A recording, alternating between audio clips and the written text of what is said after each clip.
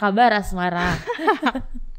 Hai Asmara, apa kabar? Kenyang ya? 2020-2021 kenyang. Di situ ada hinaan, cacian, mau semua luka terberat yang pernah ada dalam hidup ada di 2020-2021. Sendiri lebih baik daripada bersama orang yang salah. Iya, betul sekali. Waduh. Hai, selamat datang kembali di channel Card Media dalam segmen D-Talk.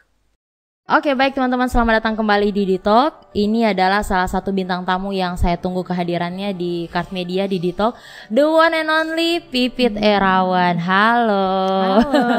Selamat datang akhirnya setelah 1 tahun. Kan kita tahun. Kita ketemu kan terakhir Desember kan?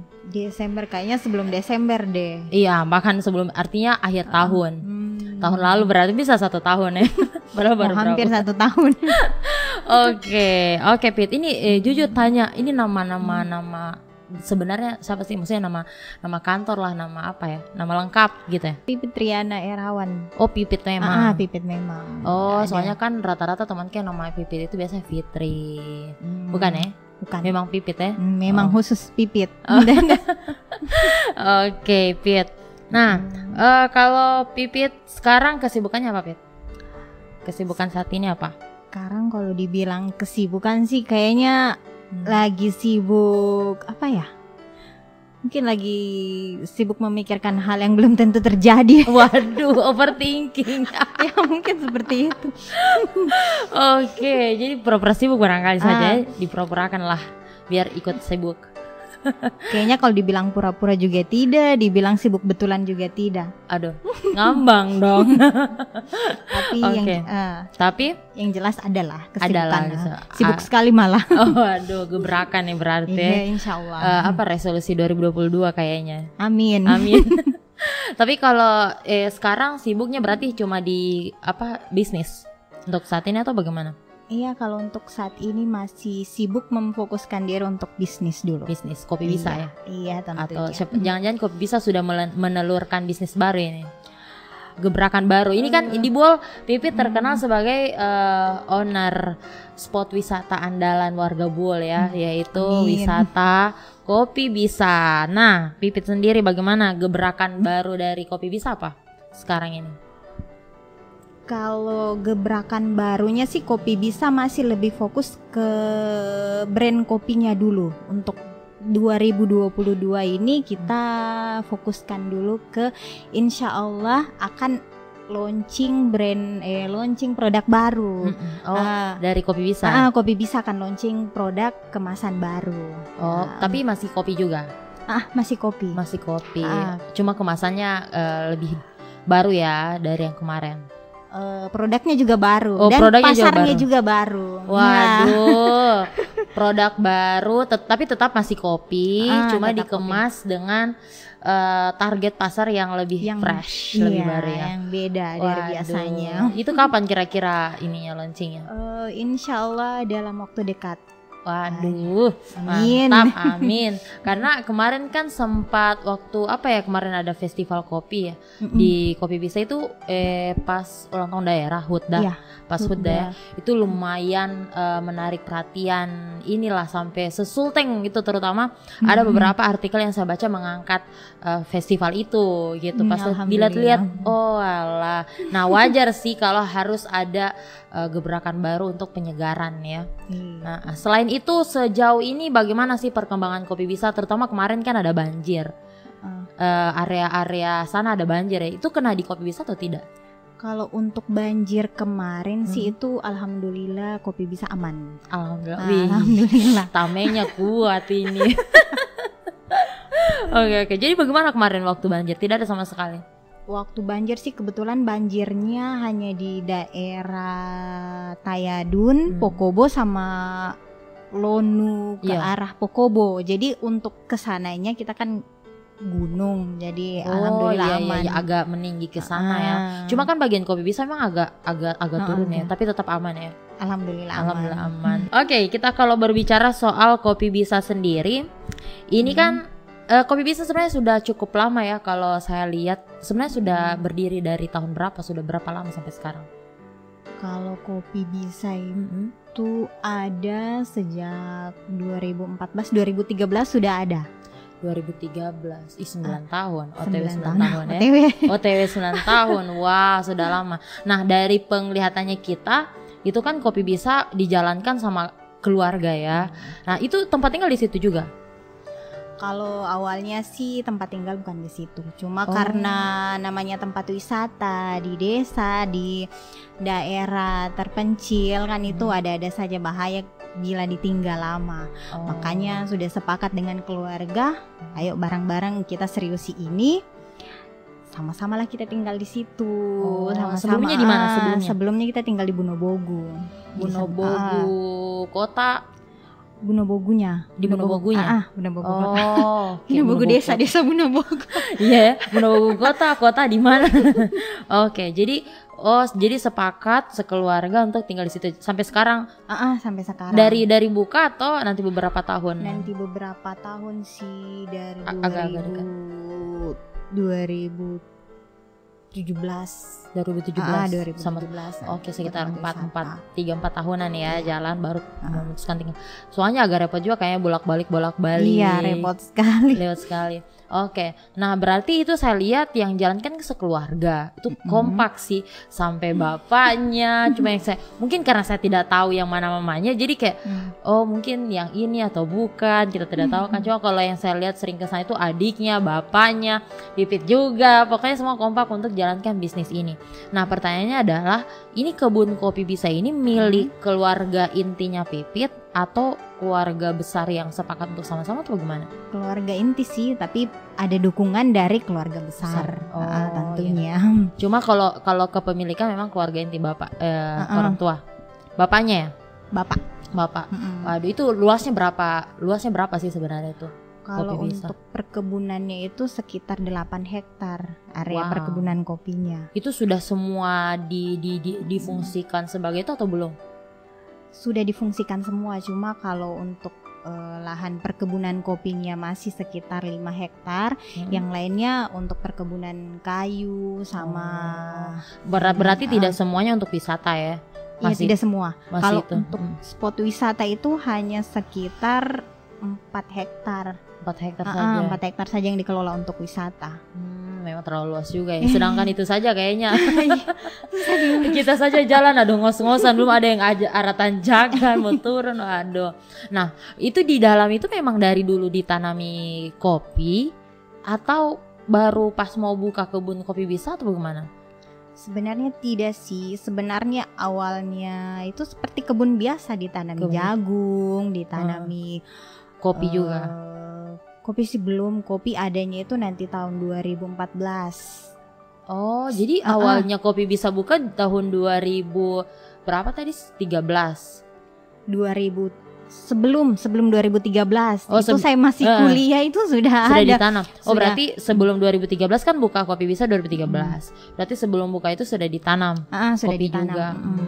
Jadi sebenarnya tidak ada niatan untuk ke arah Kopi Bisa ya awalnya. Iya. Sebenarnya tidak ada sih, cuma awalnya itu karena ada tulisan besar di atas bukit itu, tulisannya Bisa. Makanya orang ke sana ke Kopi Bisa. Sebenarnya tidak ada brand untuk namanya Bisa, tidak dicari-cari, tidak di bagaimana. Itu siapa yang bikin itu Bisa, tulisan Bisa? Bisa itu bapak. Kan Bisa dibuat dari apa? Ubi yang warna kuning daunnya itu kan dibuat tulisan Bisa besar-besar. Jadi begitu orang lewat lihat ada Bisa. Dulu itu disebutnya Gunung Bisa saja karena belum ada kopi, masih kebun jagung, kebun biasa, cuma ada tulisan Bisanya. Itu kenapa sih bapaknya tulis Bisa? Pasti bisa. Ya, atau pasti bisa lah.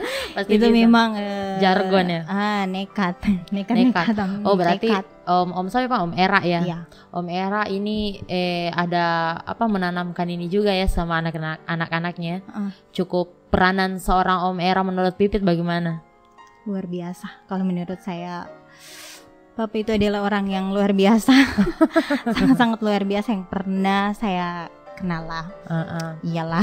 Oke, berarti berawal dari tulisan Bisa itu ya, sehingga orang-orang. Nah, kalau kita buka ini jadi wisata dan sampai sekarang ini, itu awalnya bagaimana sih? siapa yang kelola pertama, siapa yang punya ide dengan seperti itu siapa yang punya ide gebrakan itu? Sebenarnya tidak ada sih ide ataupun gebrakan yuk kita buat wisata begitu, sebenarnya tidak ada, cuma kan papa ya namanya seniman ya. Dia suka yang indah-indah, suka yang biar itu anak-anak dan istrinya tinggal bersama di kebun itu nyaman. Dan makanya dibuat secantik mungkin, dibuat taman-taman, dibuat pokoknya dibuat sedemikian estetik gitu. Namanya seniman. Makanya begitu ada yang datang lihat kebun, di sini bagus, di sini nyaman, di sini enak, jadi sudah mulai foto-foto. Sosial media ya. Sosial media, sampai waktu itu kita kaget. Bulan Desember 2017 tiba-tiba banyak orang, sementara kita tidak siap apa-apa, tidak mau konsep wisata mau apa itu belum ada terpikirkan, sedangkan untuk buat kopi saja minumannya itu sama sekali tidak pernah buat, sama sekali tidak pernah sentuh, tidak pernah apa, karena pasarnya memang bukan ke situ, bukan ke minuman, bukan ke apa, tapi kita lebih memasarkan kopi bubuk, kopi jahe, kopi apa itu untuk dibawa ke daerah, bawa untuk pameran-pameran nasional lah. Itu saja, ke situ saja, tapi tidak ada sama sekali terpikirkan mau wisata. Cuma orang tiba-tiba datang, wah langsung. Bersyukur waktu orang datang ada di situ kalian. Iya, alhamdulillah. Cuma kalau tidak ada ini bagaimana masuknya? Oke, berarti di awal-awal itu belum dikenakan tarif ya, karena kaget-kagetan juga tarif masuk ya. Oke. Tarifnya itu masuk nanti begitu orang banyak, terus juga meninggalkan sampahnya juga banyak. Makanya wah, kontribusi buat kebersihan lah. Oke. Nah, sampai sekarang kalau Kopi Bisa ini sudah ada izin semacam itu dari Pemkab tidak sih? Alhamdulillah kalau izin sudah ada. Sudah. Nah, ini kan posisinya dia masuk ke bawah. Ke bawah itu katanya yang saya dengar sebelumnya ada jalan-jalan yang beda dari yang sekarang masuk.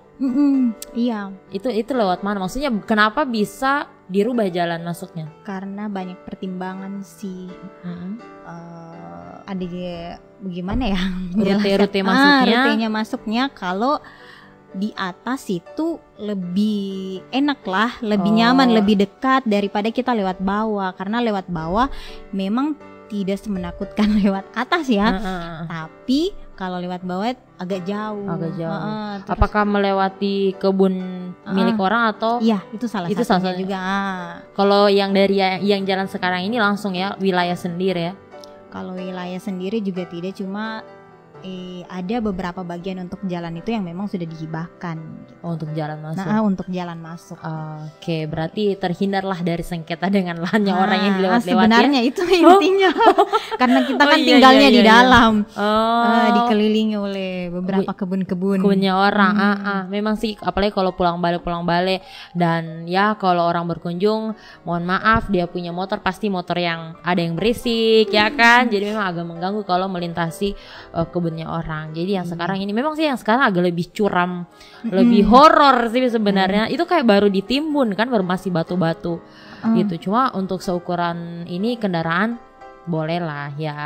Nah, ini kalau saya lihat dengan sekarang itu kan luar biasa ya, rumput-rumputnya rapi. Tapi kalau di flashback ke dulu-dulu itu bagaimana dulu kalau dengan sekarang? Itu perubahannya luar biasa. Karena kan saya lihat ada bagian yang pas datang ini terakhir kali itu ada bagian yang baru lagi, kayak setiap kita datang ada spot baru, baru. Itu bagaimana sih itu memikirkan itu? Apa memang semua dari bapaknya lagi atau bagaimana? Ya memang itu lahir dari ide-idenya sang seniman ya. Makanya mungkin Kopi Bisa semuanya dari kayu kan. Tidak ada bangunan yang permanen, karena memang kita pada dasarnya namanya seniman itu berubah-berubah. Membuat sesuatu itu biar tidak bosan, biar kita nyaman, betul. Cuma memang bapaknya yang lebih ini ya. Ya kalau peran aktif sih ide-ide karena bapak kan seniman lagi-lagi. Sekarang lebih fokus ke kopinya ya. Berarti dulu terkenal sebagai Gunung Bisa. Cuma bagaimana? Sebenarnya Kopi Bisa ini berjalan beriringan antara produknya sama destinasi wisatanya. Jadi destinasi wisatanya ini kita jadikan sebagai penunjang untuk jual produk gitu. Iya, karena rugi juga sih kalau kayak kita buka destinasi wisata terus memasarkan produk orang, ya why not kita memasarkan produk kita sendiri. Ya. Tapi kalau saya lihat ini sekarang concernnya lebih ke kopi ya. Kopi. Saya lihat kopinya sudah menjamur di beberapa kafe-kafe yang ada di Buol. Itu bagaimana sampai bisa semua produk-produknya Kopi Bisa ini menyentuh di kafe-kafe ini? Saya lihat kemasan-kemasannya ada di mana-mana. Apakah apa ada strategi marketingnya orang Kopi Bisa keluar ini atau justru mereka yang mencari ke Kopi Bisa atau bagaimana? Gimana ya mau menjelaskan? Tapi kayaknya itu emang terlahir dengan sendirinya. Oh berarti akibat sosial media lagi nih kayaknya. Sosial media tidak, mungkin karena silaturahmi. Karena sering karena sih juga suka kolaborasi dengan teman-teman. Begitu ada teman-teman yang buka kafe, itu sebisa mungkin saya ke situ, sebisa mungkin bagaimana kita collab ini ada saya bawa kopi, saya punya bagaimana sama-sama kita menghidupkan Kopi Buol daripada teman-teman ambil kopi di daerah lain, ongkirnya mahal, mending sama-sama kita majukan Kopi Buol gitu. Oke, berarti relasi lah. Nah, kita kalau kembali ke sosoknya Pipit ini terlepas dari ceritanya tadi sebagai owner Kopi Bisa. Ini jujur ya, kalau saya dari dulu itu kenalnya Pipit setahun lalu.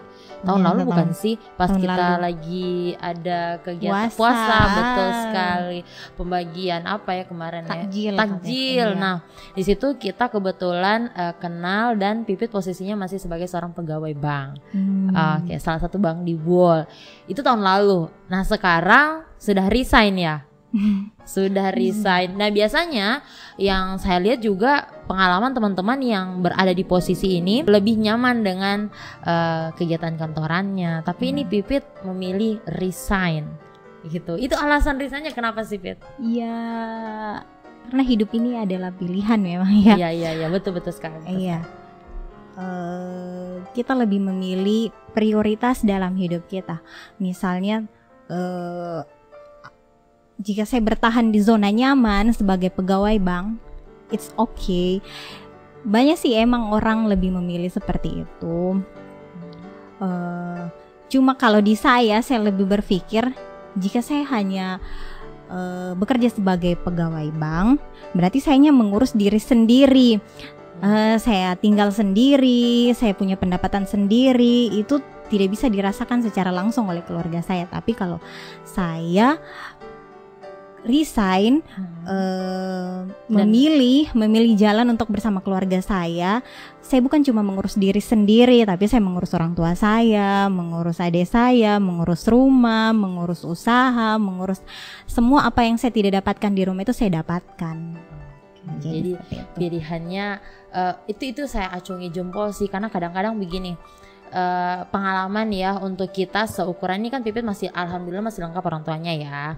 Nah, seukuran kita yang sudah minus bapak gitu atau bapaknya sudah tidak ada, itu yang sangat kita pikirkan ke flashback ke belakang itu kayak tahu begitu saya dekat bapakku terus, tahu begitu saya dekat-dekat sama keluarga terus kayak begitu. Memang yang tidak bisa kita kembalikan adalah momen waktu bersama keluarga. Jadi untuk orang-orang yang memilih untuk menghabiskan waktu dan kebetulan kita mempunyai kesempatan untuk berpikir. Saya rasa ini juga salah satu yang kita tidak punya, kebanyakan orang tidak punya adalah pemikiran untuk dekat sama orang tua. Ada yang pengen tapi untuk terbuka hatinya pengen betul-betul ini itu kurang ya. Jadi untuk orang yang diberkati itu luar biasa sih. Oke, sudah berapa lama sih kemarin kerja sebagai pegawai bank? Itu kerja di bank itu sudah sekitar 4 tahun lebih. 4 tahun 5 tahun ya. Wah, berarti kalau resign kayaknya ada pandangan dari Om Era ini. Ini kalau Om Era sendiri bagaimana pandangannya pas Pipit memutuskan untuk resign? Oke, saya mau resign, saya mau kembali ke keluarga. Itu bagaimana kalau Om Era sendiri? Kalau Bapak sih emang awalnya namanya orang tua, sebagai orang tua yang peduli sama anaknya, sama masa depan anaknya, itu kaget, malah tidak diizinkan. Jangan, nanti bagaimana ke depannya, bagaimana. Tapi memang sih betul-betul sudah bertekad. Karena masa depanku bukan hanya di situ, masa depanku di sini. Karena mungkin orang tua lah lebih memikirnya ke arah mungkin jodoh. Kalau kita mungkin pegawai bank lebih dihargai, lebih di apa. Tapi kalau menurut saya sih tidak. Menurut saya ingin jadi diri saya sendiri dengan apa yang saya miliki sekarang, dengan apa yang saya kerjakan sekarang. Itu yang lain yang ikut. Itu berapa lama sampai memutuskan betul-betul mau resign? Itu betul-betul resign itu kira-kira sekitar 2-3 tahun terakhir. Wow, berarti sudah lama ya. Lama memang sudah lama ya pengen ini ya, pengen ini keresahannya sudah lama pengen resign ya. Oke, hebat sih ya untuk orang yang keluar dari zona nyaman itu tidak gampang. Nah, waktu pertama kali resign itu kan balik ya, atau misalnya melepaslah kebiasaannya. Biasanya kita 9 to 5 kan di kantor.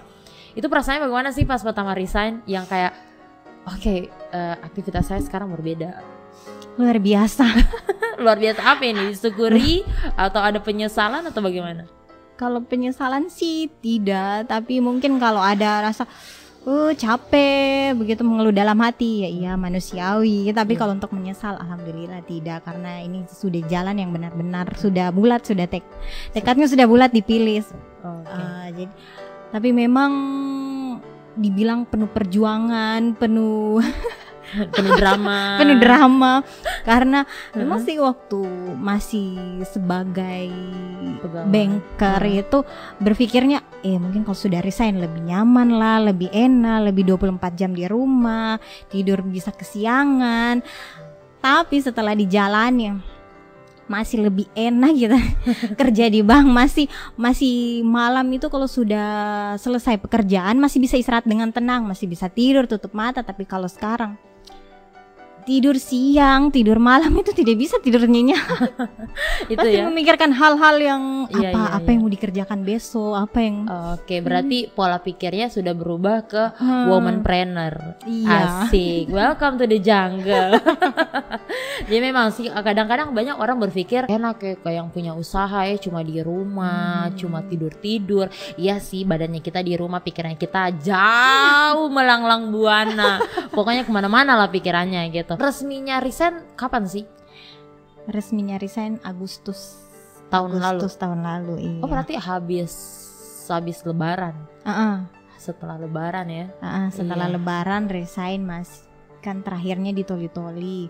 Itu masih stay di Toli-Toli untuk beberapa bulan, lihat-lihat bagaimana pasar kopi di sana, lihat baru resign ini otaknya sudah jalan. Sudah dipaksa push, pokoknya langsung mikir. Oh berarti Toli-Toli mau buka relasi dulu lah sebelum pulang. Iya, sebelum pulang. Dan alhamdulillah mikirnya sih gini, pokoknya sebelum pulang harus dapat harus dapat pasarnya. Harus pulang bawa harapan. Bawa harapan dan hasil, jangan cuma pulang bawa kegalauan. Betul sekali, jangan pulang bawa galau, itu galau sendiri dibagi-bagi sama orang tua.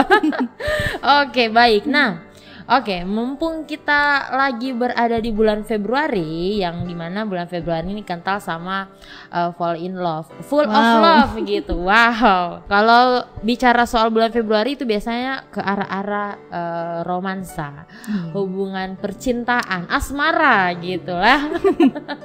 Nah, kalau Pipit sendiri hubungan asmaranya sampai sekarang bagaimana? Apa kabar asmara? Hai asmara, apa kabar? Hai asmara, di mana Kang kau? Ya bagaimana kalau Pipit? Asmara bagaimana ya? Mungkin itu suatu keadilan Tuhan. Tidak semuanya dikasih. Maksudnya bagaimana sih? Coba diperjelas. Tidak semuanya itu kenikmatan dikasih. Misalnya ini pasti ada salah satunya. Tapi saya tidak bilang hubungan asmaranya seperti apa. Yang jelas dibilang bagaimana? Yang dibilang jelas belum sendiri iya, tapi belum sendiri secara seutuhnya atau bagaimana? Sendiri iya. Kalau asmara sih ya karena lebih memikirkan hal yang penting dulu. Lebih ke usaha dulu, bantu-bantu orang tua. Bukan berarti tidak memikirkan hal ke situ, tetaplah dipikirkan, manusiawi. Iya, Saya betul, juga betul. perempuan yang ya bucin-bucin Butuh, lah. Cuma karena mungkin ada beberapa faktor, beberapa hal yang harus lebih penting untuk dipikirkan, jadi terkesampingkan lah. Bukan juga bukan ditinggali tapi sebentar dulu ya, kasih stabil dulu mungkin urusan usaha dan lain-lainnya, baru boleh dibuka kembali atau bagaimana? Kalau untuk ditutup sih juga tidak. Cuma memang belum ada juga ya gini. Oke, tapi kan sorry sebenarnya kan sudah, mohon maaf kayak sempat menikah kan kemarin ya. Nah, urusan sama yang kemarin ex husband ya berarti ya. Itu sudah kelar. Sudah, alhamdulillah. Sudah berarti ini full single ini ya. Full. Full. Oke, jadi karena kemarin sempat lumayan berseliweran di mana-mana juga foto-foto pernikahan, wedding ceremony-nya yang pakai apa sih kemarin konsep outdoor ya, garden party ya. Party. Iya. Kalau kita mau sedikit flashback boleh ndak ya ini? Nggak apa-apa. Nggak apa-apa. Mumpung Februari. Oh, mumpung bulannya. Oke, baiklah. Jadi lebih kayaknya kita kalau bintang tamu mau menguras soal asmara butuh tunggu Februari dulu kayaknya. Oke, tapi kemarin dengan yang ex husbandnya itu, suami yang kemarin itu berapa lama bertahan? Kalau bertahan sih ya masih seumur jagung kayaknya.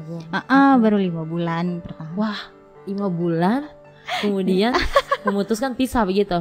Iya. Waduh, pertimbangannya apa sih? Maksudnya apakah pekerjaan atau seperti apa sih? Banyak pertimbangan.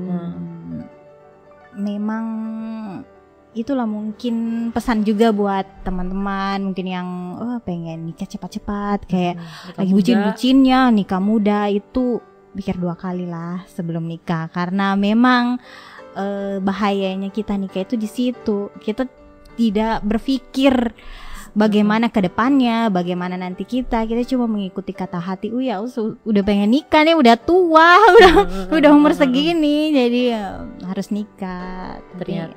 Ternyata salah. Nikah itu bukan soal itu, bukan soal romantis, bukan soal rumah tangga bagaimana saling, tapi banyak hal yang harus kita hadapi dalam dunia pernikahan. Tapi kalau Pipit, siapa sih yang pengen menikah kemudian pisah? Kan nggak ada ya.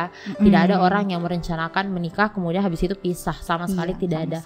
Nah, tapi terjebak di sikon ini yang kita kan tidak tahu ya, ini musibah, ini ujian atau apapun datang ke kita tidak pernah ada yang tahu. Tapi kalau Pipit sendiri menyikapinya bagaimana kemarin? Sempat stres pasti ya mungkin ya. Sempat kalau bagaimana? Sempat stres lah. Iya pastilah. Ini kan suara perasaan. Iya, memang sempat terguncang dunia deh. Wow. Kayaknya seperti itu. Mau diapa? Ya udah ketentuan. Udah digariskan seperti itu ya. Sebenarnya emang nggak ada yang pengen ya kayak gitu. Betul.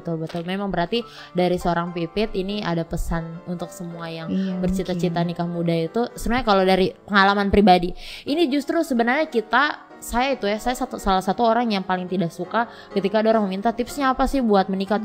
Karena saya maksudnya mohon maaf, saya alhamdulillah ya, ini bukan mau disyukuri atau seperti apa, alhamdulillah belum atau jangan amit-amit gitu. Insyaallah. Maksudnya tidak mengalami seperti itu. Jadi harusnya kita mendengar tips-tips yang seperti ini dari orang yang mengalami, berpengalaman gitu. Nah, kalau Pipit sendiri kira-kira pengalaman atau tips yang mau di-share ke teman-teman terutama yang masih muda-muda ya. Apa sih hal-hal yang perlu setidaknya ini hal utama, hal penting yang setidaknya disiapkan sebelum menikah itu apa? Iya, yang perlu disiapkan mungkin dadanya lebih dilapangkan lagi, karena menikah itu bukan cuma saling cinta, karena pengertian saat kita menikah beda sama pacaran. Mungkin kalau pacaran pengertiannya mengerti, dia mengerti, itu mengertinya dipaksa. Awas kalau sudah nikah. Pokoknya seperti itulah, kita itu harus benar-benar memilih orang yang betul-betul cocok, bukan orang yang dicocok-cocokkan. Biasa kan itu perasaan kita yang tahu. Misalnya dia kayaknya saya Cocok cinta, tapi saya cinta dia, tapi ada hati kecil ngomong bahwa kayaknya gak cocok karena dia sering marah, saya makan hati, saya apa kadang begitu. Itu sebenarnya tidak cocok, tapi berusaha dicocok-cocokkan. Nah itu bahaya, karena kedepannya yang kita pikirkan bagaimana, apa mampu kita dalam hubungan pernikahan itu satu rumah, satu kamar, cekcok terus. Betul sekali. Itu luar biasa nanti rasanya. Oke, berarti salah satu tipsnya adalah jangan hanya mengandalkan cinta, lebih evaluasi lagi, karena memang sih betul sekali itu salah satu yang sudah saya rasakan adalah ketika pernikahan itu bukan sebatas pesta, justru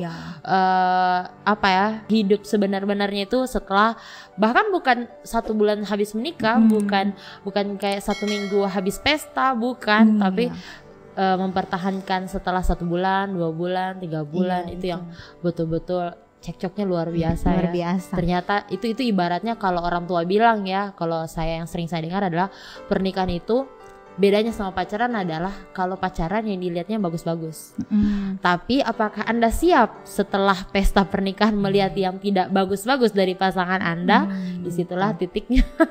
Disitulah titik. Semua titik bersatu. Betul sekali. Tapi sekarang tidak pernah menutup hati untuk siapapun ya. Iya, kalau menutup hati tidak.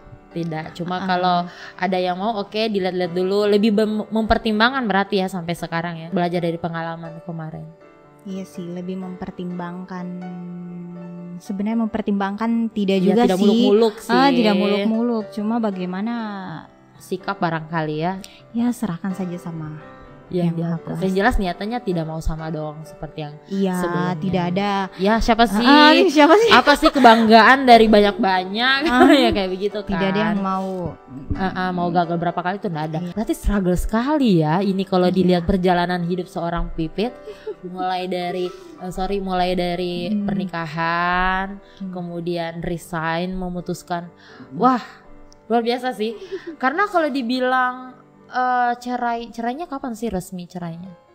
Resmi cerainya itu tahun lalu. Tahun lalu juga? Tahun lalu iya. Sekitar bulan Mei kalau tidak April, antara April sama Mei resminya. Oke, baik. April, Mei, Juni, Juli, Agustus. Wah, pantas. Di beberapa postingan di Instagram itu saya lihat ada beberapa teman-teman yang komentar Superwoman, Wonder Woman kayak begitu ya, karena memang struggle-nya struggle itu ya. Jadi ada salah satu postingan yang saya lihat dari Pipit, lagi sibuk apa sih? Ternyata lagi sibuk mempertahankan kewarasan.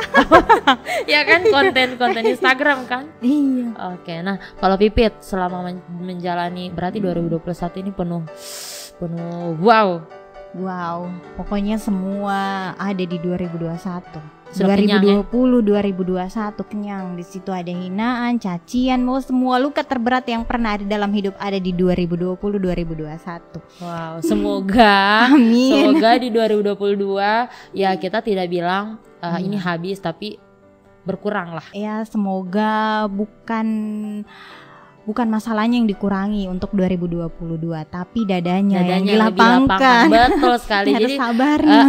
Karena menurut kamu saya itu adalah cobaan tidak pernah salah datanya, sama dengan rezeki ya. Rezeki tidak pernah salah pintu untuk masuk ke orang-orang yang menerima. Begitu juga masalah, dan hanya diberikan sama yang pantas, yang mampu gitu ya. Dan ini sebenarnya cuma kata-kata untuk menguatkan diri sih. Walaupun memang ada dalam Al-Qur'an, ada di dalam agamanya kita, agama Islam, tapi memang kebanyakan kita hanya menguatkan diri dari kata-kata seperti itu ya. Sebenarnya memang intinya itu hanya untuk menguatkan diri, karena masalah itu pasti sudah digariskan. Mau dihindari bagaimanapun pasti akan mampir.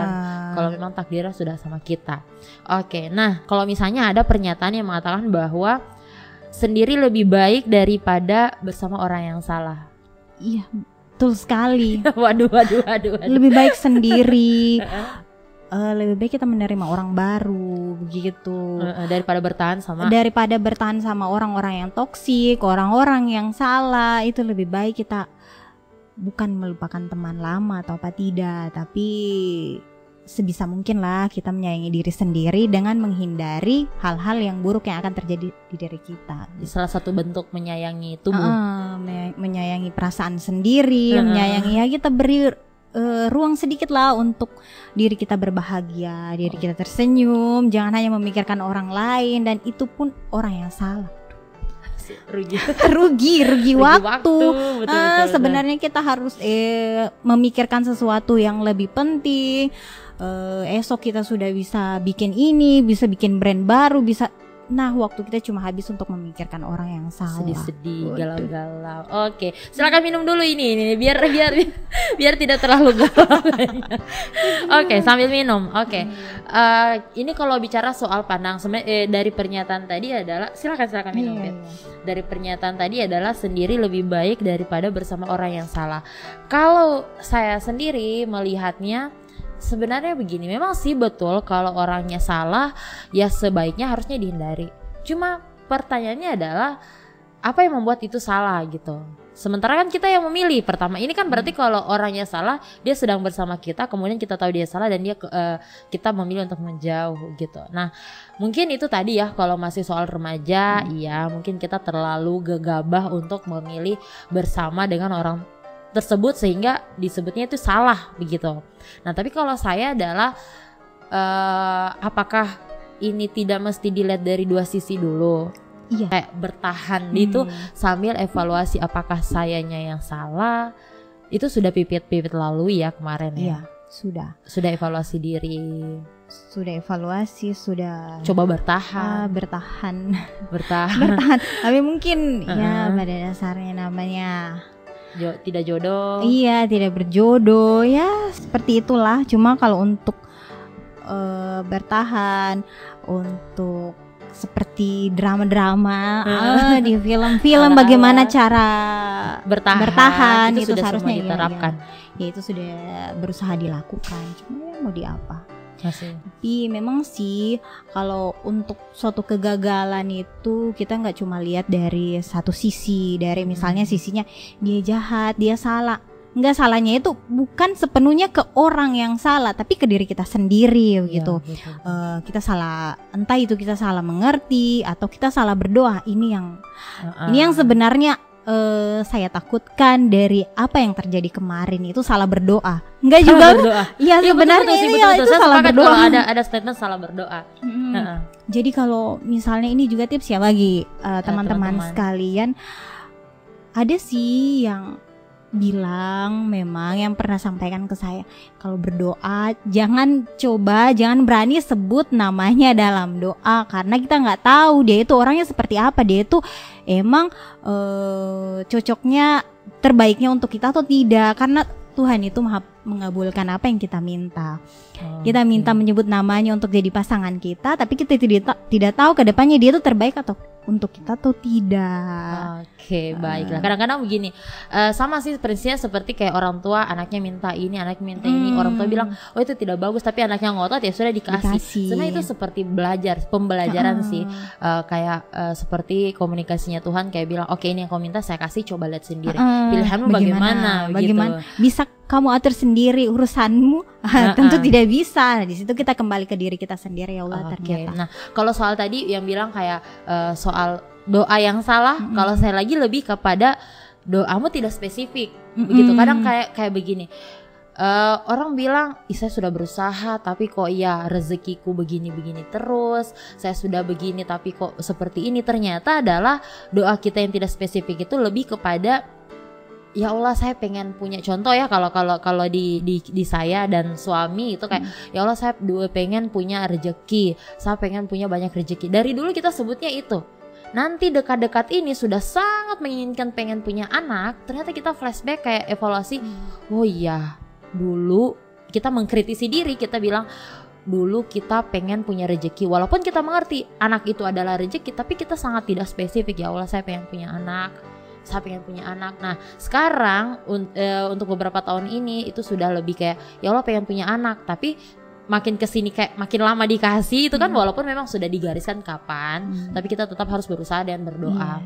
Nah saya itu lebih menambahkan lebih spesifik lagi, jadi kayak, ya Allah semoga saya punya anak dalam waktu dekat, ya Allah semoga, jadi dekatnya itu lebih dekat lagi. Jadi kayak kalau mau dibilang harus spesifik, benar sekali sih kayak begitu. Oke, tapi kalau soal respon teman-teman selama 2021 ini, mulai dari asmara sampai teman juga banyak yang toksik yang dihindari ya. Iya, sebenarnya bukan saya yang menghindari ketoksikan itu, tapi keadaan dan cara Tuhan yang membuat terhindar dari itu. Iya, yang membuat mungkin karena doa. Ya, keadaan yang membuat kita terhindar, malah dijauhkan. Mungkin sesuatu dari hal yang menurut orang itu salah, menurut orang itu apa, tapi itulah cara Tuhan untuk bagaimana mengangkat kita atau menghindari kita dari orang-orang yang toksik. Ya, seperti itu. Terakhir, satu kata buat 2020 dan 2021 apa? Luar biasa, luar binasa. Oke, karena memang terlalu banyak drama ya. Harapannya di 2022 apa, Piet? Harapannya apa? Ini kok lucu ya bicara harapan. Harapannya ya lucu bicara harapan karena saya sudah tidak terlalu banyak berharap. Waduh, mantap sih. Jadi lebih kayak apa yang bisa dilakukan, ayo kita garap, kita lakukan, lebih yang rasional saja sekarang ya. Lebih ke kalau misalnya ada yang ayo, kalau tidak juga tidak. Oke, berarti masih boleh masuk ini guys. Ini kok iklan.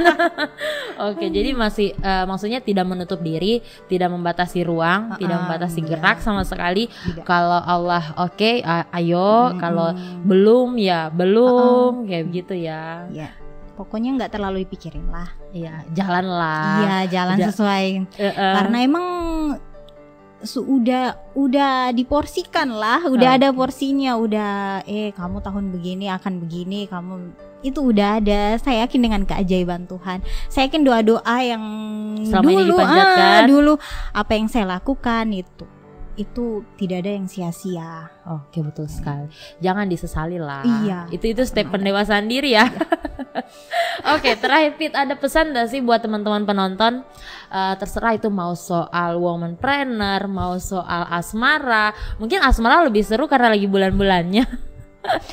Sebenarnya salah sih kalau soal asmara. Kenapa? Karena lagi tidak ada asmara. lagi jomblo.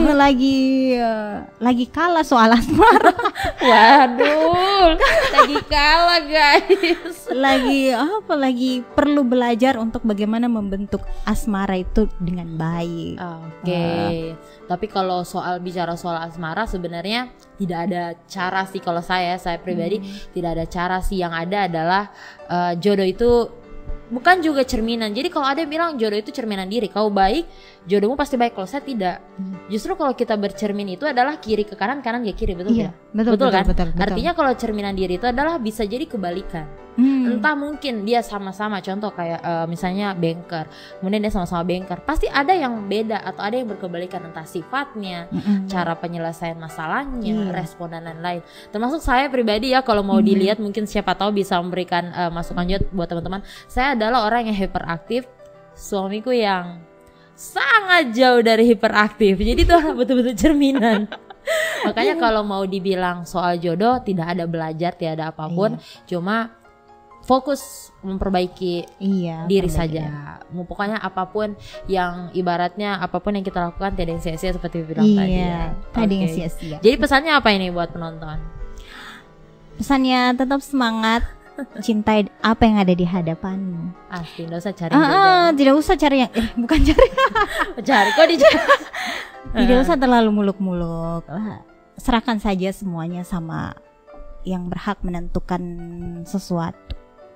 Karena jangan terlalu jangan kita melakukan sesuatu yang bukan porsinya kita. Maksudnya menentukan sesuatu, memaksakan sesuatu, menetapkan sesuatu, itu jangan. Karena itu kembalinya ke diri kita sendiri, kita akan sakit misalnya. Kita akan kecewa, biarkan semua diatur. Oke, jangan mengambil tugas Tuhan lah ya, Anda bukan Tuhan. Oke, baik. So terima kasih buat Pipit sudah hadir. Sukses dengan gebrakan barunya dari Kopi Bisa. Kita tunggu ya launching dalam waktu dekat ini ya. Insyaallah. Oke, teman-teman terima kasih juga sudah nonton video ini sampai habis. Dan jangan lupa juga kalau kalian punya saran untuk guest yang kayaknya seru kalau kita ajak ngobrol di Ditalk. Ini salah satu yang paling saya tunggu Pipit juga sih. Makanya ini sangat seru untuk disimak. Nah, jadi jangan lupa untuk spill di kolom komentar atau kirim di Instagramnya Kart Media. Terima kasih sudah menonton video ini. Sampai jumpa di video-video lain selanjutnya. Assalamualaikum. Terima kasih Pipit.